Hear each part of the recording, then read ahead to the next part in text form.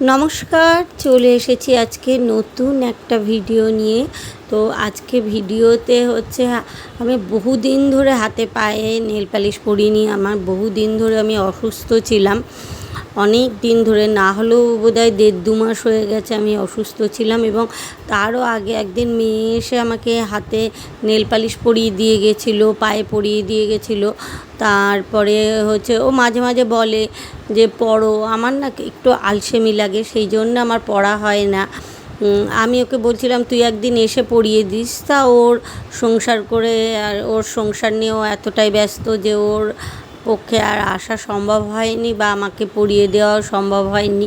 তো আজকে ভাবলাম কি অনেক দিন তো এরকমই রয়েছি, আজকে একটুখানি সুন্দর করে নেল পালিশ করি, তাই হাতেও নেল পালিশ পরে নিলাম। আর পাটাও দেখো কি অবস্থা, অনেক দিন নেল পালিশ পরা নেই। তাই ওই দিনকে ছিল বৃহস্পতিবার, এই ভিডিওটা যেদিন করছি সেদিনকে হচ্ছে বৃহস্পতিবারের দিন। তো ওই জন্য পায়েও একটু নেল পালিশ পরে নিলাম।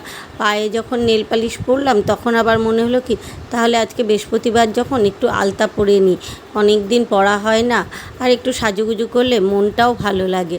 তাই জন্য আবার আলতাটা নিয়ে বসে পড়লাম। এবার একটু আলতা পরে নিচ্ছি। এবার হাতে পায়ে দেখো সুন্দর করে একটু আলতা পরার চেষ্টা করছি।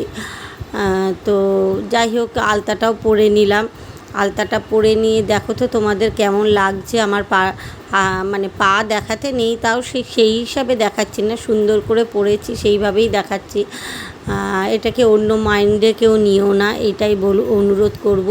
তো সবাই ভালো থেকো, সুস্থ থেকো। আমার এই ভিডিওটা তোমাদের কেমন লাগলো আর আমার পাটা কেমন লাগলো বলো। সবাই ভালো থেকো, সুস্থ থেকো।